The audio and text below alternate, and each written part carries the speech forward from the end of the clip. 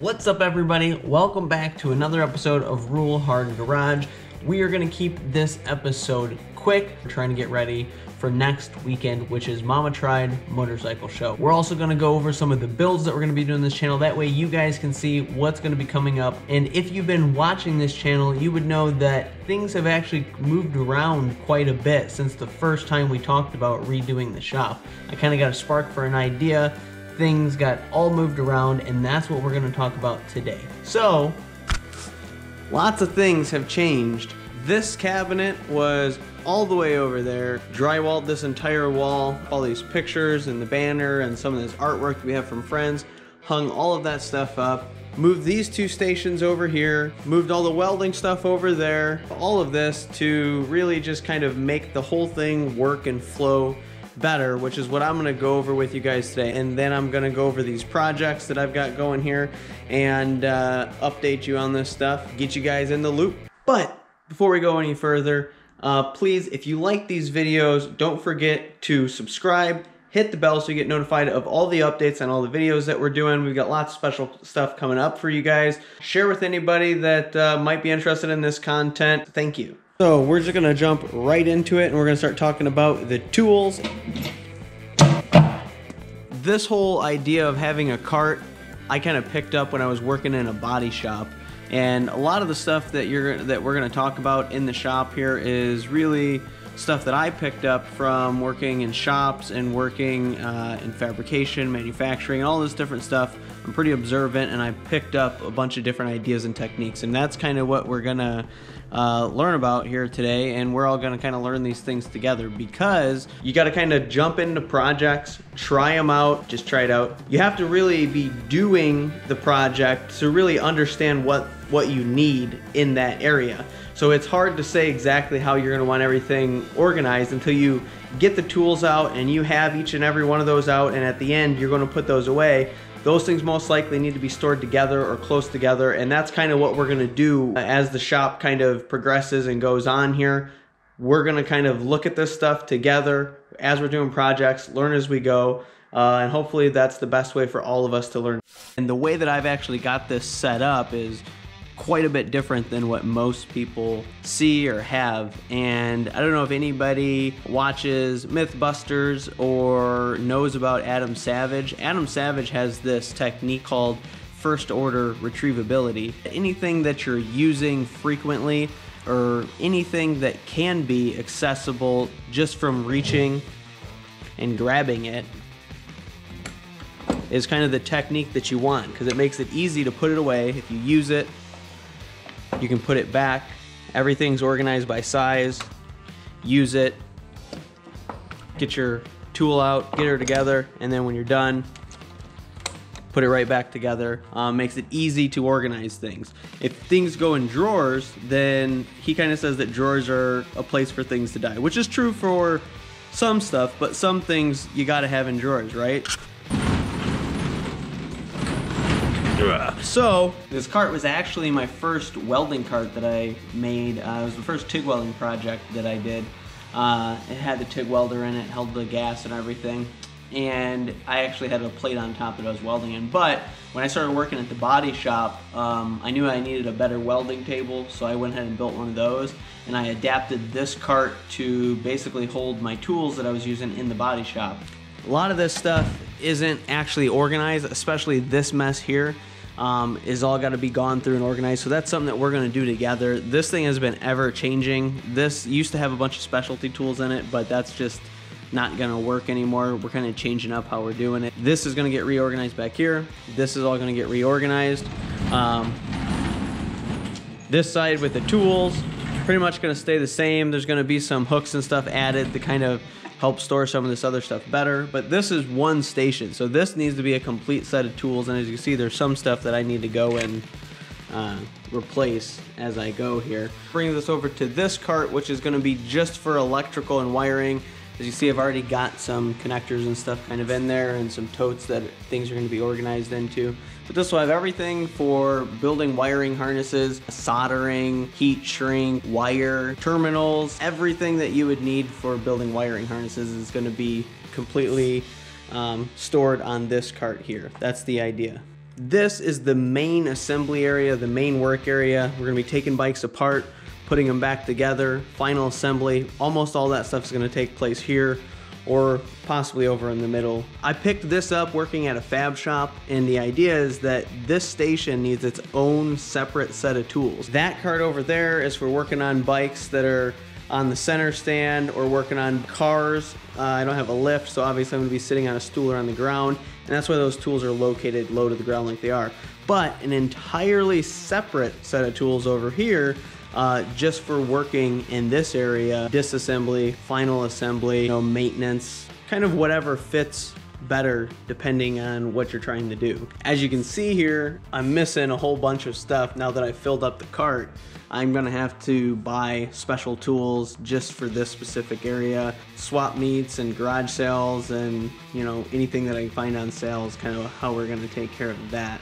The toolbox, I'm not really sure what I'm gonna do with this toolbox. I'm probably gonna keep a little bit of stuff for the frame jig and probably a little bit of stuff for over here, specialty tools, probably T-wrenches and stuff that doesn't really hang on the wall as well and doesn't get used quite as much.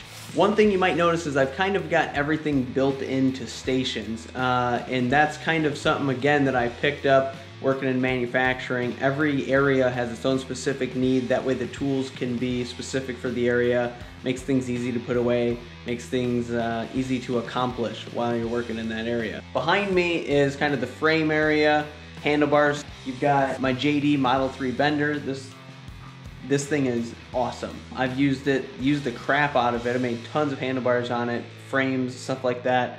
Never had an issue with it. Highly recommended. The frame jig, me and a friend of mine invested in, bought the steel, built this ourselves. It's not perfect. There's a lot of things about it that I'm not 100% happy with, but it does work. It gets the job done for now, so we're gonna leave that alone. We also have the grinder here, which is just for deburring and finishing. And then also we have the saw so that we can cut everything up, get everything cut to size.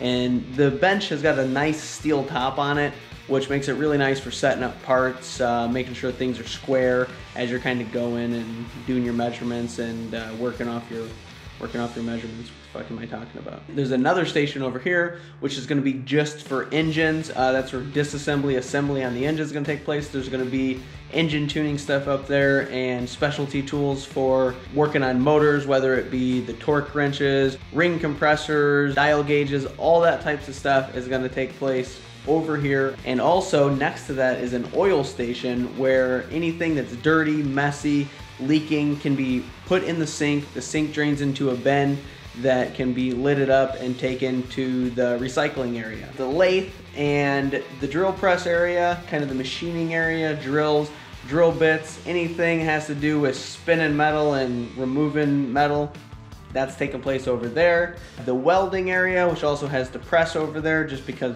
that's where it fits. Welding area is another area that all needs to be gone through, organized. The shelves are up there, but they're just in complete disarray. We got to do projects to figure out how we're going to organize that, what things we want to use over there, what's going to work the best. So as we do some projects that we're working on here, which we're going to talk about in a minute, that's how we're going to learn how we're going to set up all these different areas. As we do these projects, we're going to learn together what works best. We're going to try some things. We're probably going to get shut down and it's going to work out terribly, but we will learn some things. So on the subject of learning as we go, if there's any requests that you guys have, anything specifically that you want to see, projects you want to see me take on, just comment below. We might not get to them right away, but we really want to build a community here of people who are interested in either watching the things that we're doing, learning from the things that we're doing, communicating with us. We can all learn together, come up with cool ideas. So I'm going to take a moment to talk about these that I got. If you follow us on Instagram, you would know that I scored these over last weekend. And it's funny because I was waiting and putting off buying some sort of fastener container because, I don't know, I was just being an idiot, and I thought I was going to just come across something, and voila, I did. Kind of already started putting some stuff away that I had some 1/4" stuff that I'm putting in with this other 1/4" stuff that came with it. And I think what I'm gonna do here, it's gonna be smaller to larger, standard and metric. nuts, washers, lock washers, various stuff like that, and just a couple different sizes of bolt to go with each different one. That way when you're building stuff, you get at least a good idea of what you need, if not have exactly what you need when you need it. This here is going to be filled up with various different doodads, I guess you could call them, just springs and vacuum hoses and fittings and just a bunch of random crap that you need when you need, but you don't always need it. There's another score of mine, which I freaking love this thing. It's dope as shit. Pretty pumped about that. I don't really know where I'm gonna put it yet, but it's gonna be great. Bunch of old hardware just thrown in the coffee cans. All this shit needs to be sorted. Half the stuff's probably gonna be thrown away, if not more. So I know that I am moving really fast here, guys, but we are trying to get prepared for Mama Tried Show next weekend. We've got a lot of work to do for that, so we're just trying to blaze through this update for the shop tour, let you guys kind of know what's going on. But one thing that I wanted to do, I kind of wanted to give everybody an introduction on some of these other bikes that are in the shop. If you don't follow us on Instagram, you're probably not too familiar on these different bikes. So we're actually going to go through and we're just going to give a real short rundown of the direction for each one of these projects, what work we've done so far, what we're going to do with them, basically what you guys can expect as far as builds are concerned in the future of this channel. So all right, we are going to start with Lindsay's GS 550 project. This bike we've actually put quite a bit of work into. Tank is so dirty. I feel terrible having this tank like this. When I got the Nighthawk, we kind of took a pause on this because we knew the Nighthawk was going to be the bike that we were going to get the most miles on last year. So the first thing that we've done here is we've actually replaced this backbone. If you're familiar with Suzuki's, you know that all of these Suzukis came with a triple backbone. We actually had 3 tubes coming on the back here, and we got rid of that, went with this single backbone here. That way we could run a cool gas tank. I think this is a narrow Mustang tank from Lowbrow Customs. And then a friend of mine from Detroit actually painted this for us. It's hard to see in person, but it's like a galaxy paint job. It's got actually like metallic flake in it. It's got galaxies in it. He airbrushed it. I mean, this tank is dope. This thing looks so badass in the sun. I cannot wait to get this tank out in the sun and get this bike running. It's absolutely killing me. Kind of the direction with this bike for me is it's a Scrambler, but it's also a Brat.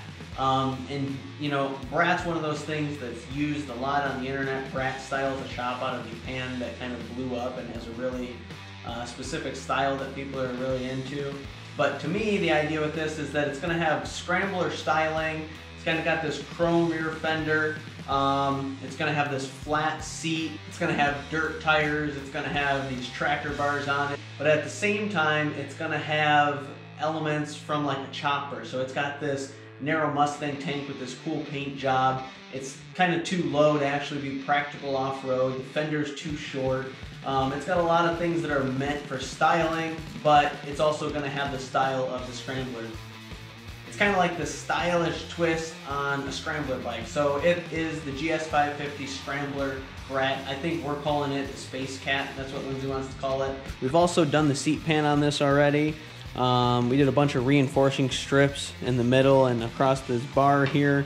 We're gonna get this sent out to probably a guy in Milwaukee. We fabricated this after we cut the back loop off, and we've kind of got some designs drawn on here that we're actually gonna kind of cut that out and do a bunch of filing and sanding and shape out this little bracket, some holes and stuff like that. Honda Rebel shocks, an easy go-to for lowering a bike. So when we cut out the backbone, we also refinished all of this to kind of smooth this out and give it a more finished look.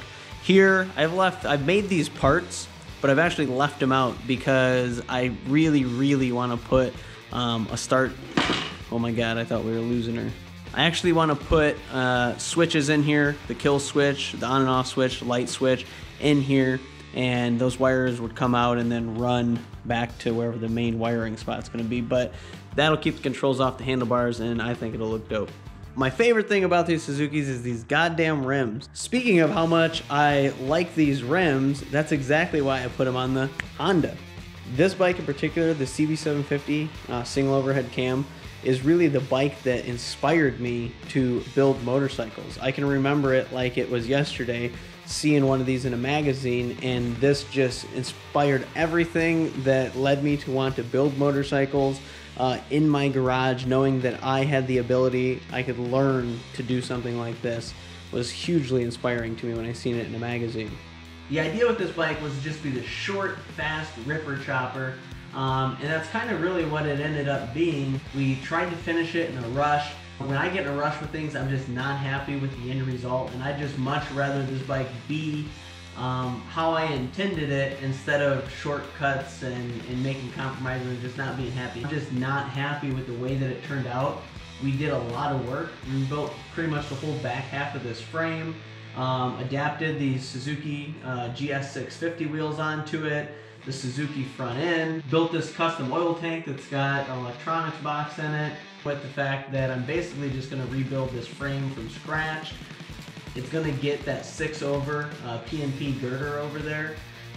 It's going to kind of be the same idea for this type of bike though. It's going to be a longer kind of attack chopper, fast. It's gonna have plenty of ground clearance so that you can get leaned over on it and you can ride the shit out of this thing, even though it's got a girder on it. It's gonna have the dual disc adapted to the girder. Something crazy with the suspension. It's definitely gonna end up being a swing arm bike. I kind of went back and forth about doing hardtail on this bike. I just would rather it have suspension and really just be able to rip the shit out of this thing in the curb. So that brings us to the CB700 Nighthawk S. As you guys know, I love this bike. I bought this bike for a very specific reason, and that's so that me and Lindsay together can smash the shit out of miles. And that's exactly what we've done on this thing, and exactly what the build that we're already doing is about. If you haven't seen the build for this bike, you can check out the first episode, the introduction here, or if you want to just see what we've already jumped into, last week and we actually painted those rims there, you can check that episode out here. I don't know what to call this thing. Adventure bike, sport touring bike. I don't really take it off-road a whole lot, so I don't know. Super quick history lesson on these CB700s. It's a 700. That's kind of weird. You don't see that very often. But if you go back to the mid-80s, like 84, 85, 86, you'll notice lots of the Japanese manufacturers were building 700cc bikes.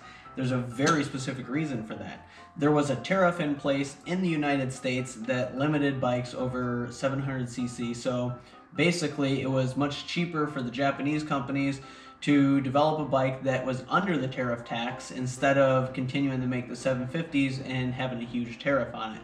When Honda de-stroked this thing to a 700 and they redesigned the case on this to make this thing shorter, to make it narrower, higher revving with the short stroke, it just made this thing into a badass motor. This thing rips. They're super fun. It's the same exact engine that came in the CBX 750. Obviously this one is only 700cc.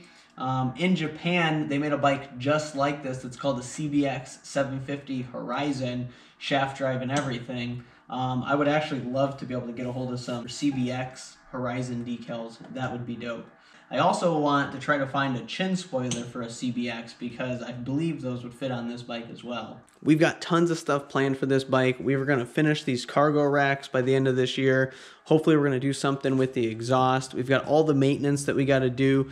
Coming up next is going to be these forks. We're going to be doing new springs. We're going to be doing fork gators. We're going to be getting the black wheels on it. So you guys have to check out the channel. You have to keep watching if you guys want to see the updates on these builds. Thanks for watching, everybody. We are literally out of time today. Hopefully I didn't miss anything. Next weekend, we are going to Mama Tried Show. We're going to have a vlog for Mama Tried. We're also working on something very special for the Mama Tried Show. You guys are going to have to subscribe if you guys want to see that. Until next time, thank you guys for watching the channel. Share this video with anybody who would like it. Thank you.